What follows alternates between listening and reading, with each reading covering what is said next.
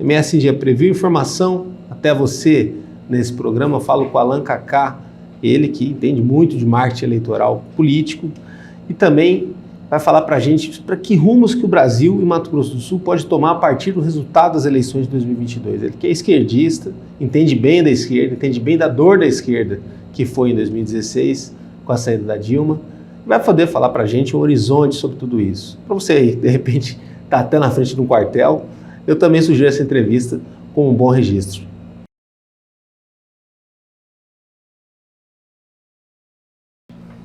Kaká, obrigado pela vinda. 4 anos depois, fundamental a tua vinda aqui hoje. 4 anos. Eu fui até provocativo na abertura, falando de quem puder, às vezes até na frente do quartel, assistir essa entrevista. Mas é interessante que as pessoas fiquem um pouco menos sensíveis com relação à realidade e participem um pouco mais da realidade, que é alguma coisa que você sempre incentivou como comunicador, né?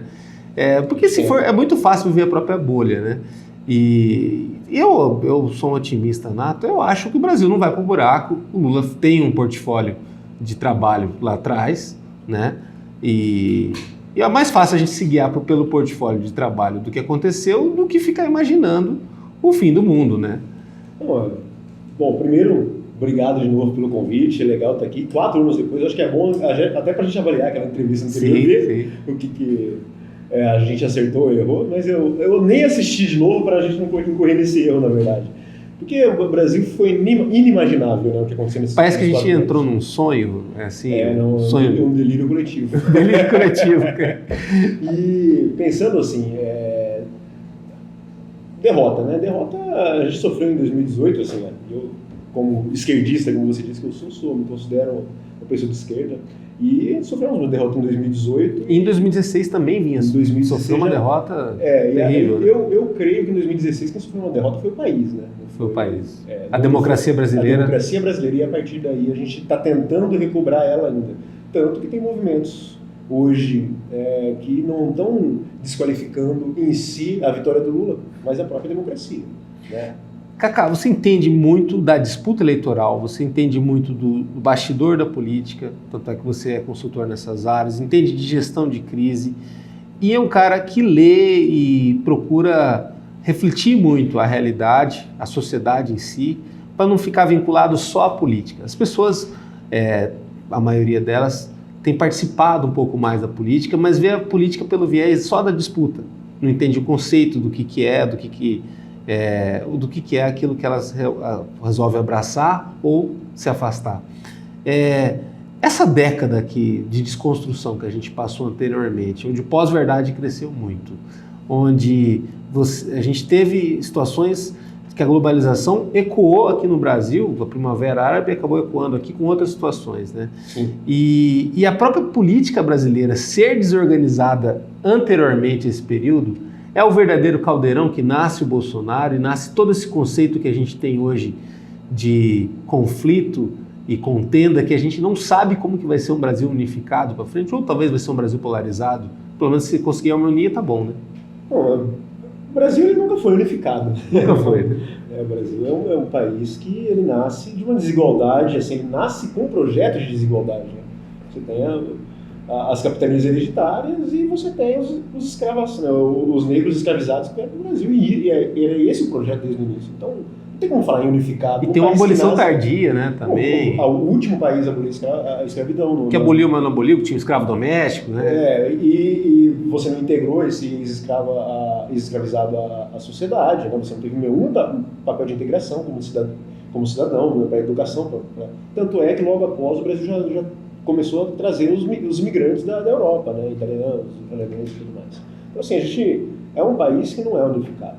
Agora, o Humberto Eco ele falava alguma coisa interessante, né? Que, assim, hoje a gente vê que a gente vive em bolhas, né? Principalmente cibernéticas, né? Que pese ao diálogo global que se imaginou lá como é que lá atrás, que a gente teria, a gente aconteceu ao contrário. Nunca a gente teve num processo tão de tribal quanto a gente está agora, né? O que a gente vive é um processo tribal, em que você defende a sua tribo e contra a outra e não existe nada além dos muros da sua aldeia, né? É isso que está acontecendo na rede social. Isso para uma ideia de nação, seja aqui ou em qualquer outro lugar do mundo, é difícil. E isso é um fenômeno mundial, né? Essas bolhas. Mas aqui é mais difícil, por alguns aspectos culturais nossos, né? Mas o que o Humberto Eco falava, ele dizia o seguinte, que antigamente, né, os idiotas, eles não tinham voz. Né? Os imbecis não tinham voz. O problema das redes sociais é que deu voz para o exército de imbecis. E aí que é a tal da liberdade de expressão exagerada. Eu não estou falando aqui hipérbole. Tem imbecis de todos os espectros políticos e não é uma crítica ou um ataque específico a ninguém aqui, não. Ou é uma crítica a várias pessoas, mas não... Tem a história da carapuça também. Né? Quem estiver ouvindo, é perfeito. Deu voz aos de imbecis. E por quê? Porque eles se encontraram, né? Antes um imbecil falava uma coisa dessa cara, no bar... Isso é fantástico que você está falando, é verdade. É incrível, ela conectou. Conectou. E agora essas pessoas... E o que acontece? Eu tenho percebido muito isso em alguns grupos, né, de WhatsApp, principalmente, porque assim, eu fiz questão de não conviver durante os últimos 4 anos, ou conviver cada vez menos com pessoas muito extremadas, tanto de esquerda quanto de direita, inclusive, né? Porque acabam vivendo em um mundo paralelo. Agora, os bolsonaristas, e aí quem está na frente dos quartéis, me desculpe se sentir ofendido, vivem em um mundo à parte. Porque eles se alimentam de notícias que não são notícias, na verdade, a grande maioria são fake news, né? Existe uma narrativa que ela é sempre muito alimentada. Você falou em pós-verdade, não é nem pós-verdade, é auto-verdade. Né? Porque a pós-verdade, ela nasce de um fato, o Trump falava, né? São fatos alternativos. Ele fala isso, né? Não é mentira, não é fake news, são fatos alternativos.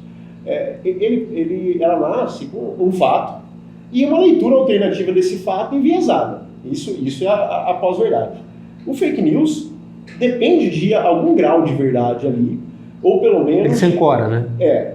Ancorar. Agora, a auto-verdade não. Mesmo que você seja alimentado por uma fake news, você pode decidir acreditar nela ou não. Eles não acreditam nem nas próprias fake news deles. Ou seja, em termos de comunicação, acaba sendo um cenário onde tudo é muito conceitual, né? Tudo isso é muito conceitual. É aquilo que você acredita ou não acredita, e ponto, né? E ponto. Então as pessoas, elas estão muito assim. E principalmente as mais extremadas, né? Agora... O bolsonarismo, eu acho que é um caso à parte na política brasileira. Quem vai falar assim, o petista é chato, o petismo. Mas o bolsonarismo, ele é ortodoxo. Ele é fechado em si mesmo. Né? Ele é hermético, né? Isso. E teve a situação da facada, em 2018, que muda tudo, né? E transforma o próprio nome dessa linhagem política, dessa ideia política, em um mártir. Né? Sim. Só que o mártir ficou exposto 4 anos como presidente da República, num cargo institucional, onde ele deveria ter um rito, uma preocupação com o país, com o coletivo, e em grande parte desses momentos, vou até ser um pouco eufemista, ele não faz isso. Né? E aí a gente tem uma pandemia no meio disso tudo. Tal. Que rumo você acha que esse tipo de caixinhas no Brasil pode seguir a partir de 2022? Porque 2022 venceu quem uniu mais. Ficou muito claro isso. Venceu quem conseguiu trazer mais gente, fazer uma frente mais ampla. Fez uma frente, que na política geralmente é assim que acontece. Sim. Meio que a gente quase que voltou ao normal se a gente falar em dinâmica política. Exato. Mas fora isso, você tem uma direita que ela sentiu que ela tem alguma força. Né? Ela tem muita força, ela tem bastante. Sempre teve, né? O PSDB se apoiou bastante nisso para conseguir algumas vitórias e tal. Que ela vai tentar se organizar, mas ela não é muito organizada, né? Prova disso foi o que aconteceu de 2018 para cá, tudo esfarela muito rápido nesse meio. Tinha um general, não lembro qual que ele falava que a esquerda só se une na cadeia. Porque na esquerda a gente tem uma profusão também de correntes políticas, né? Sim. Por exemplo, dentro do próprio PT, várias tendências. Sim. A divergência. Stalinismo, leninismo, e aí você vai ter MR8 e tal. E eles só se unem na cadeia. Mas parece que tem uma certa autoridade ou um senso de responsabilidade que faz as pessoas se unirem na última hora. O objetivo em comum, né? Mas nem sempre é assim. E aí ele estava certo sobre a esquerda naquele período ali. Ele estava correto. O problema é que isso está acontecendo à direita, e eles não perceberam isso daí, né? Porque é exatamente isso, quando você personaliza, e o problema da direita é por outro, né? Não é porque são projetos diferentes, é porque tem personalização demais, na minha opinião. Sim. Fala-se muito do lulismo. O populismo é mais forte na direita. O populismo que hoje em dia está muito forte na direita. O Lula é um populista, claro, mas o Bolsonaro, ele é uma figura, e é um mito realmente, né? Ele foi criado, não existe o Bolsonaro da forma... Quem ganhou 2018 não é o Bolsonaro. Você pegar antes de 2014, o que ele era como político e o que ele passou a ser depois de 2014, numa construção que se apodera do caos, Sim. ele não tem um precedente de alguém que você vai falar, futuramente esse cara vai ser presidente da República. Não, você não tem um precedente de alguém que seria tão de extrema direita em que pese algumas posições dele. Na verdade, não. Ele votou sempre com o governo Lula e com o governo Dilma. Ele era o verdadeiro centrão, né, na verdade. Nem tudo que é centro é centrão. Ele mesmo disse esses dias, né? Um pouco, né? Eu sou o centrão, pô. O Lula tem como coalizar ou achar alguma governabilidade com esse Congresso diferente que foi eleito, de centro-direita, pelo menos no raio-x de agora? Ele já fez isso, né? Em 2002, ele tinha... Era assim talvez, também, né, um pouco. Né? Ele tinha, talvez, menos base do que ele tem agora, né, dentro do governo. Em que pese, a gente sabe qual foi o processo, tanto que culminou no mensalão e tudo mais. Né? Houve aí uma forma de fazer, que na verdade já vinha lá de trás, a gente sabe disso. Mas isso é muito sistema político também, não estou passando pano pro Lula, não. O sistema político ele complica, ele facilita pro pilantra, pro Lula, pro malandro. Sim. A única que tentou romper com isso foi a Dilma, e por isso caiu. Sim, sim.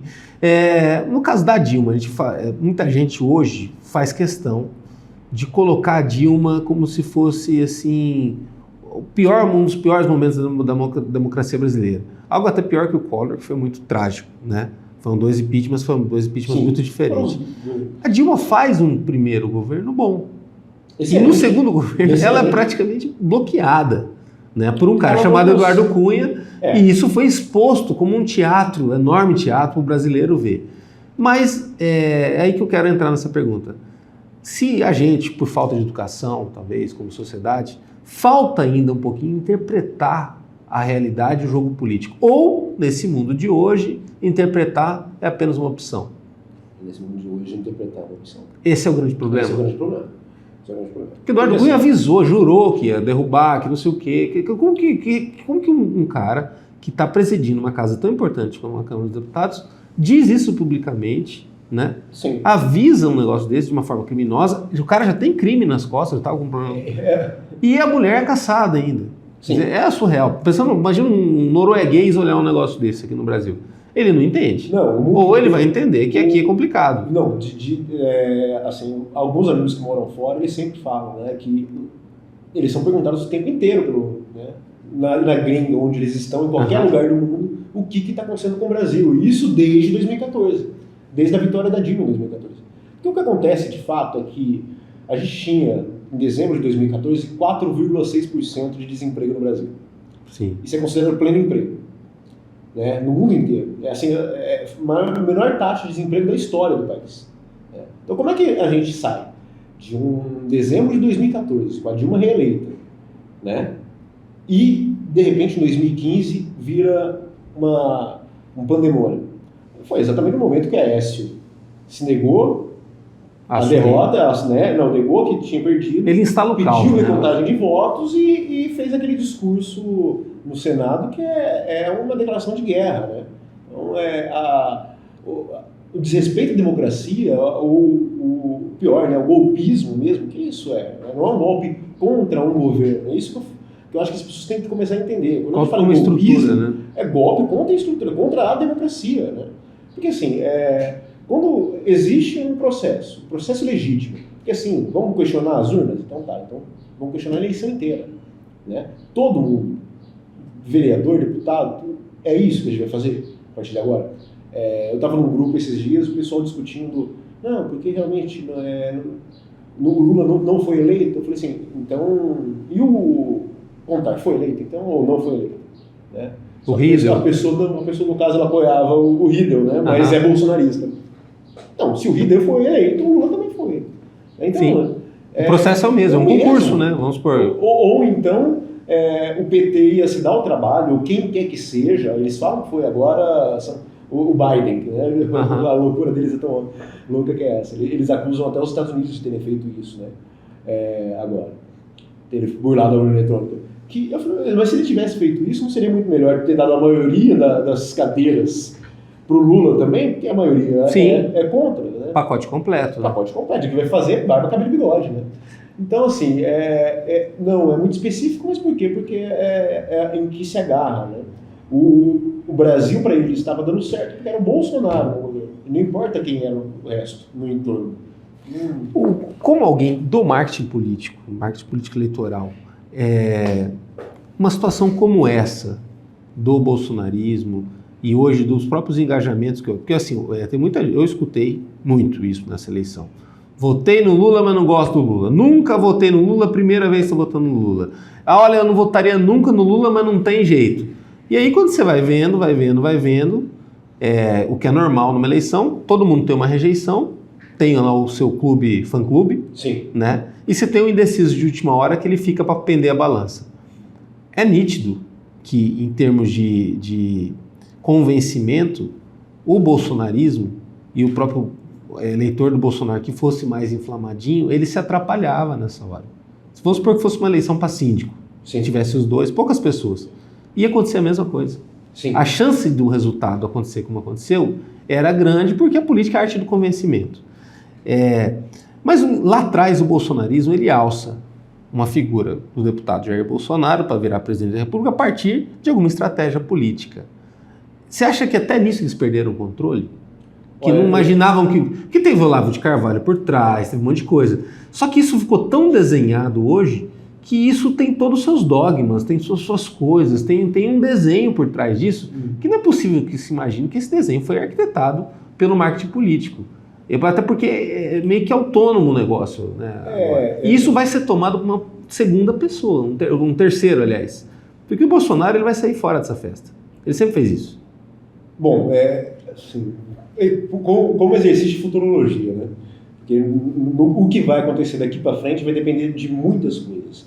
Entre elas, de como o Bolsonaro vai se comportar. Mas pelo que você mesmo já disse aqui, a gente tem observado hoje, por exemplo, ele declara que não vai na cúpula do G20. A primeira vez na história do país que o país não vai. O Bolsonaro não vai. Então, assim, de fato mesmo, depois do resultado da eleição no dia 30, ele parou de governar, deixou de governar. Agora, pensando em... Ele está no aviso prévio. Então, ele nem está cumprindo o aviso prévio, né? E o Lula já viajando para o Egito e tudo mais. Então, assim, o Lula começou a governar um pouquinho mais cedo. A gente vai ter que ganhar um aumento, né, pelo menos. Agora, pensando assim, eleições, né? O que aconteceu de fato é que eles quase venceram. O bolsonarismo quase venceu. Em que pese, né, não o bolsonarismo, né, mas a direita e, entre outros grupos, e um antipetismo que continua muito forte. Né? Mas muitos baseado no medo de algo que é irreal, como você disse logo no começo. Né? A gente conhece o Lula, tem um portfólio. Né? Mas existia em 2002, 98 existiu, o Lula vai vir tomar minha casa, o Lula vai tomar minha fazenda, o Lula vai instalar o comunismo no Brasil. Sim. Aí ele ganha em 2002 e não é isso que aconteceu. Exato. Houve problemas? Houve. Né? Sempre tem. No Brasil tem muitos. É um país de muita desigualdade, mas isso não aconteceu. Agora, Maquiavel e a arte da guerra, né? Dois, a Itália, a China... Um sem o outro ali, hoje em dia você não consegue fazer política. Sempre disse que é importante você deixar pelo menos uma porta aberta e nunca encurralar um adversário. Sim. Em 2010, você acha que, no caso, a esquerda, o PT, ele humilha seus adversários ao colocar um sucessor? Que é o que não. O problema não foi colocar um sucessor, o problema foi o comportamento mesmo de boa parte do petismo. Porque estava muito fácil. Não é que o Lula coloca o nome da Dilma, que era uma ministra dele, ele vence. Vence com uma certa facilidade. De tracinho, né? Ela não aparecia nas pesquisas. E venceu com uma facilidade. Aí depois ela, com o mérito dela, ela se reelege numa eleição muito difícil, como a de hoje agora. Muito difícil, menos do que essa. E aí parecia que, eu acho que quem estava do outro lado achou que a gente não ganha mais. Não é complicado isso? Eu sempre falo assim, alternância de poder. O poder se alterna. Sim. Quando o poder sai do Lula para Dilma, e sairia da Dilma para alguém e tal, ele está alternando, ele está sempre alternando. Exato. Ele não, alternância de poder não é alternância de partido. A gente não virou uma dinastia. Né? Não, e também a democracia ela prescinde alternância de poder. Né? Mas não é alternância de partido necessariamente. Você pode ter uma democracia que um partido só vence durante muito tempo. Depende do povo, é o povo que escolhe. Sim. Né? Então essa alternância de poder que tanto se fala é uma desculpa para dizer que tem que tirar um partido que está governando. E às vezes tira, desconstrói tudo também que está sendo feito, né? Que é muito ruim. E assim, pode se tirar, às vezes é bom. Inclusive o Brasil precisou desses 4 anos sem o PT no governo. Não que precisou dos 4 anos do Bolsonaro, porque foram piores do que seria que se fossem com outro. Ficou tudo tão paradoxal, né? Ficou só Estado mínimo, Estado máximo, isso e aquilo. Sendo que o Brasil é um país com extrema desigualdade, né? Com uma série de como tem compromissos. Estado mínimo. Não tem. O neoliberalismo aqui, ele fracassa sempre que tenta ser aplicado. Sim, fracassa depende, né? Do ponto de vista de a quem o neoliberalismo serve. Tentar vale a pena, né? Para o cara que tenta. Lógico, para quem tenta, principalmente para a elite econômica brasileira, é sempre muito bom. Porque na crise eles ganham e no crescimento eles ganham. Mas se está crescendo demais, o povo começa a ganhar também. Então eles precisam instalar uma crise. Isso é... Kondratiev identificou isso lá no século XIX, né? Em relação ao capitalismo. Você vai ter crise e vai ter crescimento. São períodos geralmente muito parecidos, do mesmo tamanho de tempo. Bom, com relação à renovação, quadro de renovação, que é algo super importante, o Lula já está com 77, né? 77. Pós-Lula, fazendo um bom governo, nasce de novo uma renovação. Ninguém imaginava a Dilma lá em 2002, né? Não, que ela fosse, não. Né? Ninguém imaginava a Dilma em 2008. Hoje dá para alguém, já está credenciado. Eles têm o Ciro aí, que virou um Highlander, né? Sempre concorre. O Ciro... e se perdeu nessa eleição. É mais fácil hoje o Bolsonaro voltar do que o Ciro se eleger. Né? Hoje, o que o Ciro fez nesse último período, em que pese aí ele ter feito um gesto, mas que caso ele não fizesse, seria um suicídio político total. Mas ele liberou tanto que não creio que ele consiga voltar à vida pública com o potencial que ele tinha, não. Ele tinha muito potencial. O que acontece é que essa eleição ela começou desde o início, né, 2022, desde antes, ela já estava polarizada. Ele quis brigar contra isso, né? E se criou uma ilusão no Brasil de que havia espaço para uma terceira via. Isso foi vendido pela... eu acho que os analistas políticos, os colunistas políticos dos grandes meios de comunicação, eles ansiavam tanto para que isso acontecesse que acabaram vendendo isso como verdade. E não tinha espaço. Mas os brasileiros não adoram uma terceira via, porque falam que até desde a proclamação da República foi o Centrão que definiu aquilo ali e tudo mais. A proclamação da República, na verdade, foi um golpe um golpe militar, né? Sim, mas decidido por... Mas quem se beneficiou daquilo foi o Centrão, sempre. Sim, sempre. Principalmente o latifúndio ainda que continua, né? Mas assim... E ele, por ser centro-esquerda, falou, vamos posicionar aqui meio que no meio da coisa, para ser a terceira via. É difícil definir o Ciro como centro-esquerda. Ele é um nacional desenvolvimentista, mas ele já foi da direita, ele já foi da esquerda, e que é até natural para um social-democrata. Né? Um social-democrata, a hora ele vai ser social-democrata, social-liberal. Dá para você caminhar... Mas o que estava em jogo era a democracia, ao que parece, claro, né? Foi o que ficou definido. E aí a conversa era outra, né? Enquanto ele tentava falar... Ele achou que o que estava em jogo que um projeto de país poderia ser maior do que o próprio nome dele. E se ele conseguisse vender um projeto de país... Né? Que é o do livro dele, né? É o do livro dele. Você chegou a ler o livro? Eu cheguei a dar uma boa parte dele, concordo gênero e grau com muito do que foi escrito ali. Eu concordo com o Ciro em muito do que ele fala. Né? Eu não concordo. Mas a postura política mata o político também, como né? Ele age, eu não concordo com como ele age. Eu, em 2018, você sabe, eu fiz campanha para ele, né, no primeiro turno, e eu cheguei a falar com ele. Falei, Ciro, você dá com os dois pés em porta que já está fechada, já está aberta esperando você. Né? Você acha que a porta está fechada e você mete os dois pés na... Então, assim, as pessoas já estão receptivas a ele, já estavam, e ele... Entendi. É o estilo, né? É o estilo dele. E... Esse estilo, às vezes, vai bem no regional, mas no macro ele não emplaca, né? Isso. Aqui a gente tem figuras aqui que sobrevivem na política muito fazendo essa... Né? E também nas diversas regiões do país. Lá no Ceará, o povo adora a família, né? Então, como um todo.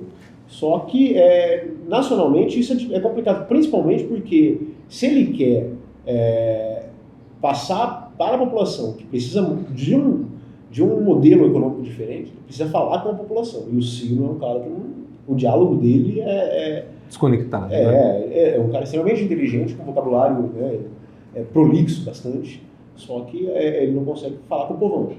Agora, você falou do primeiro turno lá de 2018, no segundo turno, um cara chamado Haddad quase ganhou do Bolsonaro, deu uma canseira grande para ele, porque o Bolsonaro, se eu não me engano, ele aumenta do primeiro turno para o segundo turno só 1,5 milhão de votos. Sim. E talvez diz a lenda, que se tivesse mais tempo naquele segundo turno, era capaz do Haddad ganhar dele. As contas, mais 2 dias. Olha só, quer dizer que é uma coisa tremenda. Pela curva, né, gente? Ele também é um lutador, porque ele perdeu pro Dória lá em 2016. Aí ele vai em 2018 por sacrifício, e foi mesmo, né? Porque o Lula fora, ele vai e concorre dá uma canseira no Bolsonaro, quase ganha, e era um Bolsonaro a partir da facada, né? Era no seu ápice. No ápice dele. E agora, nessa eleição do Lula, o resultado eleitoral do Haddad em São Paulo foi fundamental para o Lula ganhar. Fundamental para o Lula ganhar. E digo mais, e alguns petistas não vão gostar do que eu vou dizer aqui agora, foi bom o Tarcísio ter ganhado em São Paulo. Não que não fosse bom o Haddad ter ganhado, mas é bom que seja o Tarcísio. Não, se o Haddad ganhasse, aí era o 7-1 acontecendo e aí a convulsão ia ser grande. Quem perdeu? Uma das avaliações que eu faço é que se o Haddad tivesse ganhado em São Paulo, a narrativa da fraude na urna seria muito mais propensa, pelo menos ficaria muito mais latente. Né? Então, assim, ali a gente demonstra que não tem fraude na urna. Entendi. Mas, assim, tem gente que perde ganhando. Você acha que esse é o caso do Haddad? O Haddad é. O Haddad, 2018... Porque foi chamado de poste, não sei o quê, mas, assim, esse cara, ele tá criando uma casca, criando uma envergadura que Quantas eleições Lula perdeu antes de ganhar a presidência? Né? Foram 3 eleições à presidência que ele Hoje perdeu. É fácil ver o Lula, né? O cara vai... ele, de certa forma, ganhou sorrindo do Bolsonaro. E quando ele perdeu a chance de ganhar no primeiro turno, ele fala, mas eu nunca ganhei no primeiro turno, eu vou ganhar no segundo, fiquem tranquilos. Quer dizer, é a tranquilidade de um veterano, né? A frieza de um veterano nesse sentido. Isso só ganha vivendo e perdendo e apanhando e caindo e levantando. Democracia é perder e ganhar, né? E é da vida, né? Perder e ganhar. Então, mas o Haddad ele está criando casca, né? Ele está criando casca e está criando musculatura.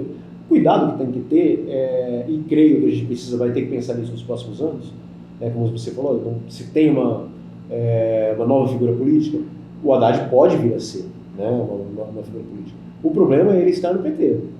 Eu acho que o PT vai ter dificuldade, né, caso o Lula não queira, e não deve querer, ele já falou que não vai para uma reeleição. Então ele deve, creio eu, e espero que seja isso que aconteça, fazer um mandato, né, que devolva o Brasil pelo menos ao patamar que estava, né, há alguns anos atrás, né? Não necessariamente, eu não creio pelo menos que vai ser fácil fazer isso, principalmente do ponto de vista econômico, mas alguns marcos civilizatórios a gente precisa retomar. E a alternativa, o PT não vai talvez ter corpo para fazer a reeleição, um sucessor que não seja o vice do Lula agora. Mas aí vamos fazer um paralelo. Por exemplo, muita gente falou, não votei no PT, nunca votei no Lula, tudo mais. Mas as vitórias da esquerda, elas vêm depois de uma luta grande de resistência. Sim. Não só do ideal de esquerda, mas das pessoas que compõem esse ideal.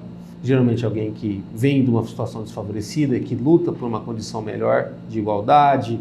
É nítido que o PT, nas suas alas, ele está muito mais avançado em programas de políticas públicas do que os outros partidos. Talvez o MDB fique próximo disso pelo tanto que estuda, né, tal, tudo. A Fundação Ulisses Guimarães é uma referência, né? Referência. E a capilaridade do PT torna ele, pelo menos acho que talvez até em número de filiados, o maior partido do Brasil. Eu creio que o MDB é o maior partido do Brasil. O MDB tem número de diretórios, parece, mas de filiados não. De filiados do PT é maior. Perdeu. É o maior partido de massa da América Latina. Na América Latina.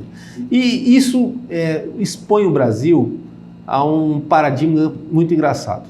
A gente é talvez o país do mundo que tem mais partidos políticos.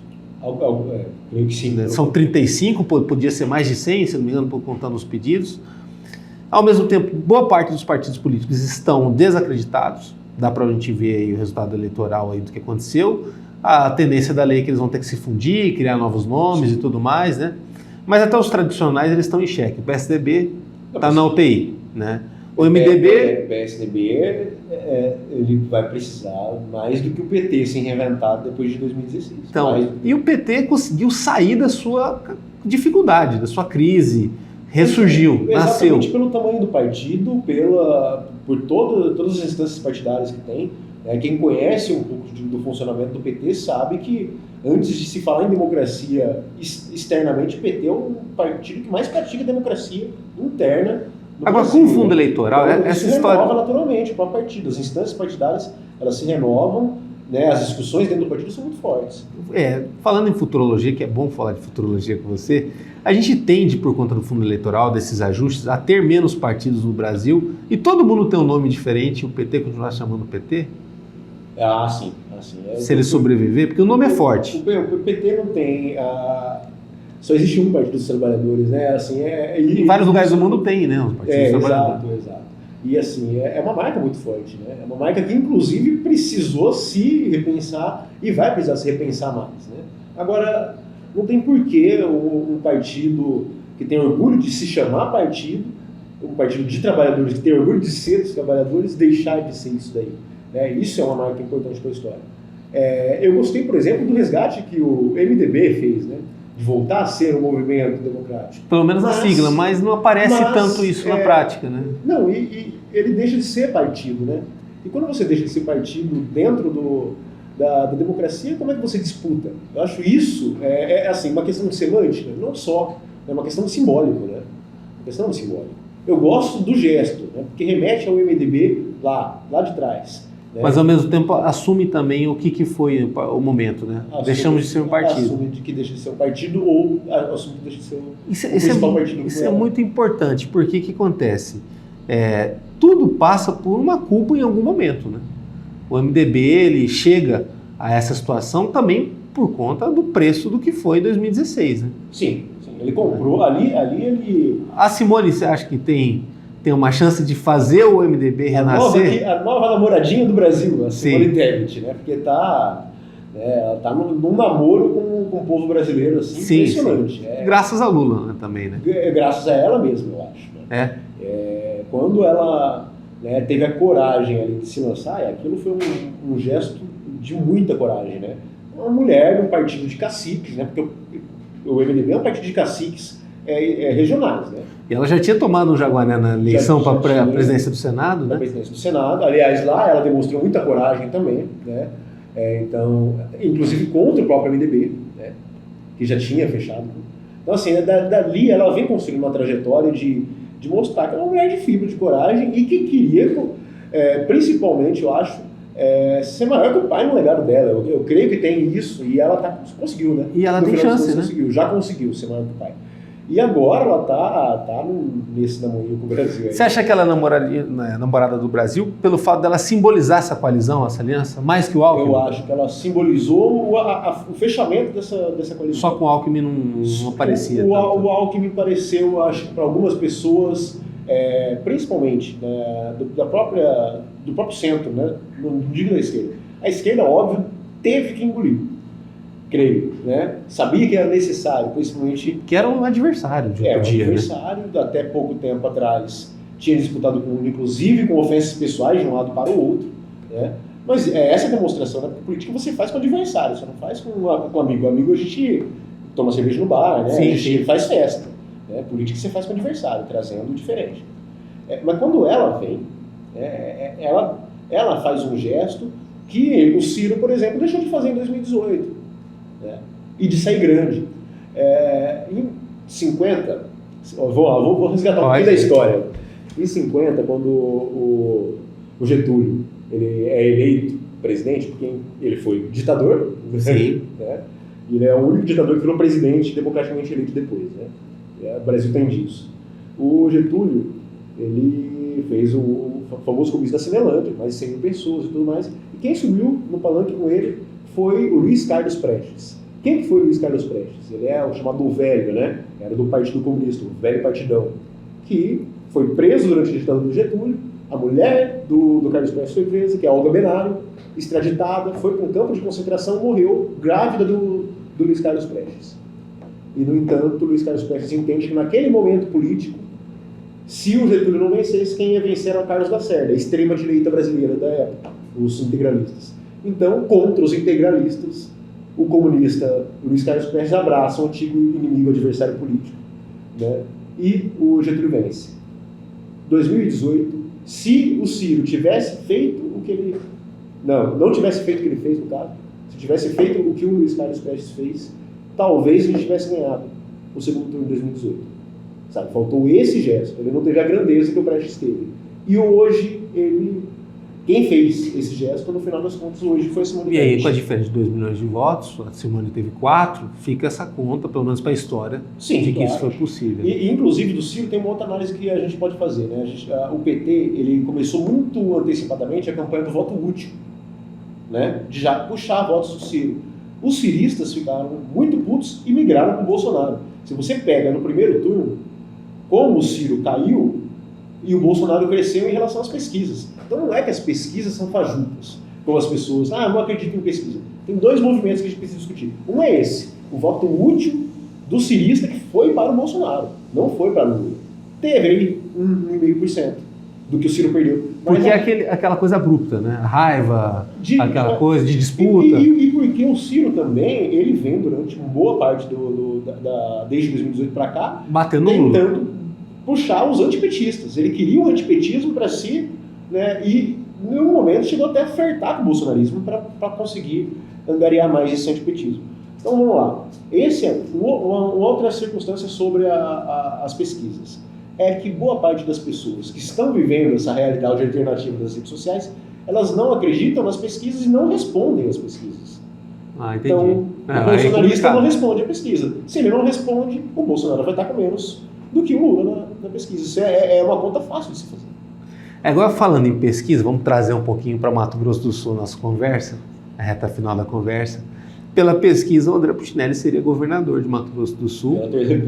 Pela quarta vez. Pela quarta vez, um cara veterano como o Lula, que tem uma história, teve um monte de legado, mas ele fica fora até do segundo turno. E o cara que estava lá em último na pesquisa, hoje é governador. O que aconteceu com o Ciro aconteceu com o Puccinelli aqui. Os votos do Puccinelli migraram para o Capitão Contário. Ponto. Entendi. Eu estava tentando perguntar para você o que aconteceu, isso a partir daquela quinta-feira, da Globo. Exato. O debate. Na verdade, assim, o André, com toda a genialidade e tamanho político que ele tem, é uma figura que eu respeito muito, né? Tem sua história, porém, ele não ter tomado posição nacionalmente para segurar os votos bolsonaristas fez com que ele... Eu tenho uma teoria parecida com essa, mas a sua é genial. Ainda bem que está gravado, está registrado. Eu acho que o André, ele ganhou as eleições anteriores de uma maneira fácil. No seguinte sentido que eu vou falar. Claro que ele trabalhou para ganhar. Mas ele surfou numa onda de uma polarização que era ele contra o PT. Era fácil dividir o mundo naquela ideia, o André para um lado, o PT do outro. Eram militâncias muito bonitas, muito engajadas. O PT, ele ganha o governo do Estado. Sim. Né? E aí consegue consagrar aquilo ali. E aí vira uma alternância de poder no qual ele é um lado e o outro lado é o PT. Nesse mundo diferente, onde ele não era um lado, ele estava no meio, ele não soube se posicionar. E também o resgate da volta do André já não está mais presente na cabeça das pessoas, principalmente com um governo como o do Reinaldo, que foi um governo bom, não foi um governo ruim. Então, assim, como você vai resgatar algo que na cabeça das pessoas, né, se fosse agora, como a gente conseguiu fazer, né, como a campanha do Lula conseguiu fazer. Você entendi o que você falou. O Lula está substituindo alguém que não fez um bom governo. Um bom governo, exato. E aí, no caso... E aí justifica você voltar com o passado. Agora, por que eu vou voltar com o passado se o governo está bom? Então, assim, era preciso que tivesse feito primeiro, o segundo mandato do Reinaldo tivesse sido muito ruim, né? E que... Quando você fala bom, você está botando tudo no mesmo bolo, já botou, assou e voltou, porque assim, o começo é trágico, né, do governo do Zambuja, mas ele consegue se recuperar bem e organizar o Estado, né? Sim, e assim, o Reinaldo, ele aprendeu no caminho, né? Ele aprendeu no caminho e a gente... Trocou o pneu com o carro andando, né? Caminhão de melancia também, as pessoas ficam se irritando, mas trocou o pneu com o carro andando, exato. E aí você percebe que ele também tem uma equipe boa, né? Tanto que o líder da equipe dele, um dos principais, talvez não fosse um dos principais nomes, mas, né, conseguiu aí, outro, né? Vamos reconhecer que o Reinaldo conseguiu fazer o sucessor. Conseguiu. Nunca na história, desde que a gente começou a ter reeleição em Mato Grosso do Sul, nenhum governador fez sucessor, só o Reinaldo Zambuja. Mas aí, esse nunca na história tem uma vírgula também no meio disso aí. Aqui falaram já nessa cadeira onde você está sentado, que o PT garantiu isso no Mato Grosso do Sul. Sim. A vitória do Rido se deve ao PT? É a fiel da balança? A vitória do Rido, por mais que sabíamos que ele não poderia abraçar o PT, né, declarar voto ao Lula e tudo mais, mesmo porque também ficaria esquisito alguém que começou se declarando bolsonarista passar a ser lulista. Pareceria que ele estava sendo... Mas era só não ser radical nesse caso, né? Porque o Contar simbolizava o bolsonarismo, né? Pleno, exato, né? exato. Agora, se deve muito ao PT, e se deve a algumas figuras grandes do PT que já estavam com o Riedel antes mesmo do segundo turno, né? E figuras grandes mesmo do PT já estavam lá, né? Já estavam com o Riedel. Quando você fala assim, estar, quer dizer, é trabalhar junto, por Mato Grosso do Sul, não precisa estar junto... Fazendo campanha mesmo. Fazendo campanha mesmo? Fazendo campanha mesmo. A Gisele, ela lutou bravamente, aí saiu muito grande a Gisele, eu acho que é importante fazer essa ponderação. Sim. A Gisele, ela teve muito pouco orçamento, né, mas conseguiu fazer uma campanha muito bonita, né, saiu com tamanho bom, é uma liderança aí que se apresenta também, né, entre outras figuras, o Thiago Botelho, né, grande amigo do Thiago Botelho. O Thiago foi muito bem pro Ceará. Não, então criou cases, né?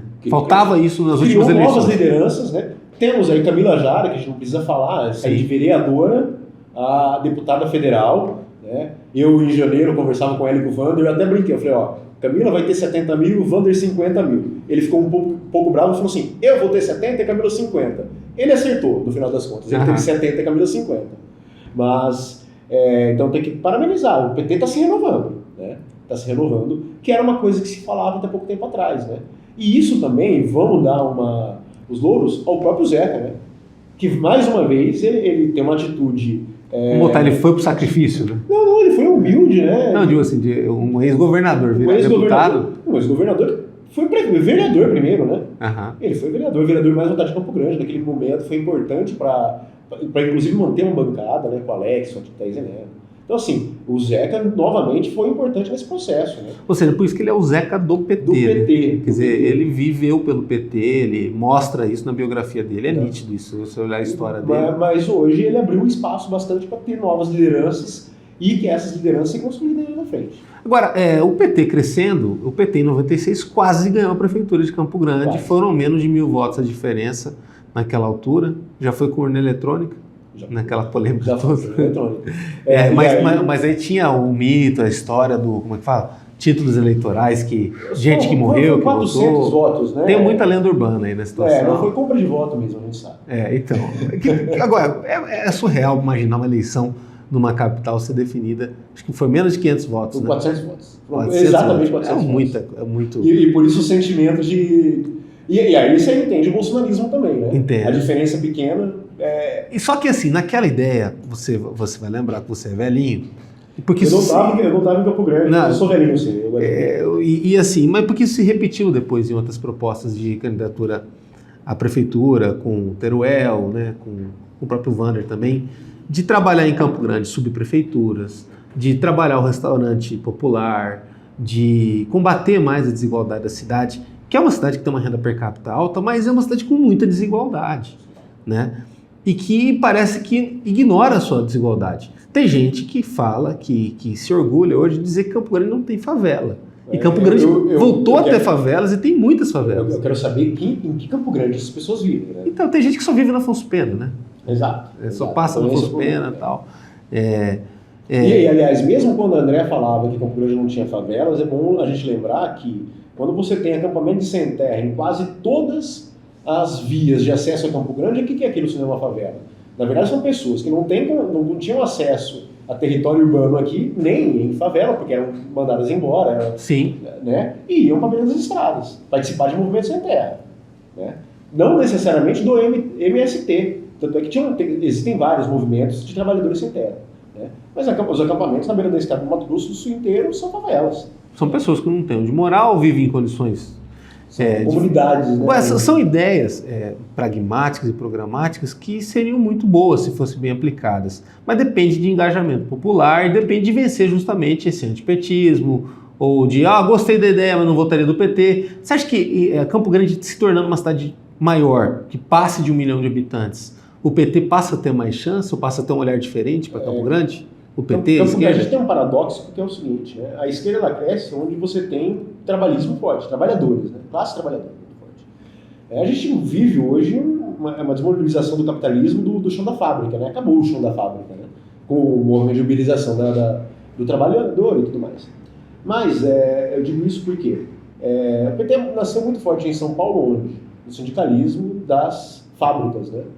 Nós não temos indústria no Mato Grosso do Sul. Um dos principais problemas do Mato Grosso do Sul é que o capitalismo que a gente vive aqui é o capitalismo mercantil, né? É do século XIV, XV. Né? A gente só planta e exporta, a gente cria gado e exporta. A gente não tem beneficiamento, indústria nem de beneficiamento, aqui é muito pouco. Esse é um dos desafios. Aí você tem um monte de funcionário público, né? Você tem Campo Grande é uma cidade, aí eu ia chegar nesse ponto. Campo Grande é uma cidade que sobrevive do funcionalismo público e do comércio, né? Que o comércio vive do funcionalismo público? Vive do funcionalismo público, né? Quem é funcionário público aqui tem caderneta no boteco, porque sabe que vai receber, né? Então, assim, mesmo... E sendo assim, precisa haver uma identificação da classe trabalhadora das necessidades. E para isso, o PT, por exemplo, aqui em Campo Grande, ele precisa conhecer Campo Grande melhor. Minha opinião sobre o PT de Campo Grande é que ele não entendeu Campo Grande ainda, né? Porque assim, apesar de ter favelas, apesar disso, essas várias configurações, é preciso saber falar com o Campo Grandense, e o projeto do PT em Campo Grande não deve ser o mesmo projeto do PT de sempre, né? Em que pese, né, esses projetos que você falou são bons, você pega o restaurante popular do Betinho, São Paulo, você pega várias coisas que você foi trazendo para cá. E que é interessante como que ninguém roubou, né? E você veio outros prefeitos e tudo mais, e podiam ter pego essa ideia, aplicado, sim, né? O Bernal até pegou alguma coisa ou outra das... Porque tinha o PT na base, né, tal, mas nunca se abraçou de uma maneira conceitual mesmo. Conceitual. Então, assim, agora, 2024, o PT tem chance aí, né? Espero. Por conta da renovação, né? Espero que a prefeita agora faça uma boa gestão nos próximos 2 anos, né? Agora o PT tem chance, né? Na verdade, o jogo está aberto, né? Para a prefeitura de Campo Grande está, assim, 2022 para governador o jogo estava aberto, muito aberto. Agora para prefeita mais. Já começa. Falta, no caso, um milestone, um grande ponto de partida, por exemplo, como foi lá atrás em Amambai? Falta. Como foi depois Corumbá? Falta. Também, assim, nessas oportunidades o PT vem, faz um bom trabalho, mostra e cria ícones, cria situações? Sim, eu acho assim, a gente citou a Camila Jara agora, por exemplo, ela é uma grande liderança hoje.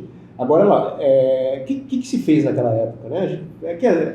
O Marx dizia que a história se repete, né? Primeiro como tragédia, depois como farsa, né? Sim. Então, a gente não pode tentar repetir farseando as coisas, não dá para falsificar um crescimento, né? Então, mas tem que ir para a base, né? É o que foi feito lá atrás, né? E sempre, né? A esquerda, ela cresce quando vai para a base. Então, o problema, Camila agora vai estar em Brasília e vai ser uma liderança nacional do PT, não tenho dúvida nenhuma. Pelo ela momento, se articula né? para isso, né?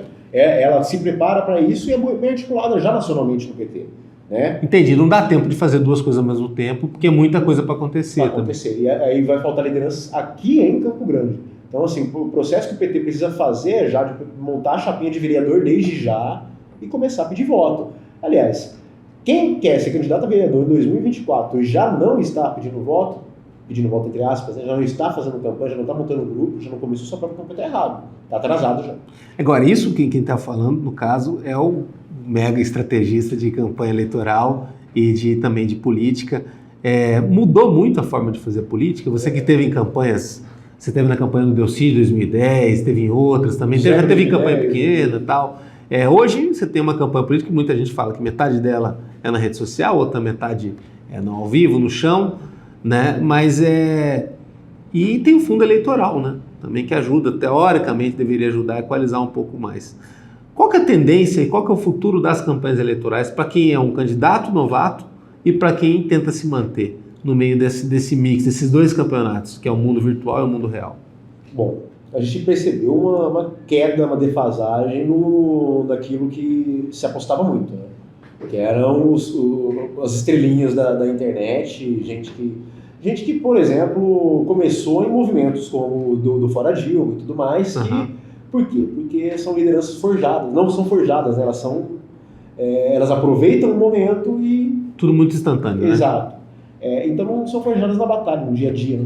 O que se espera? O que vai acontecer daqui para frente? É um diálogo entre a realidade e o virtual. Né?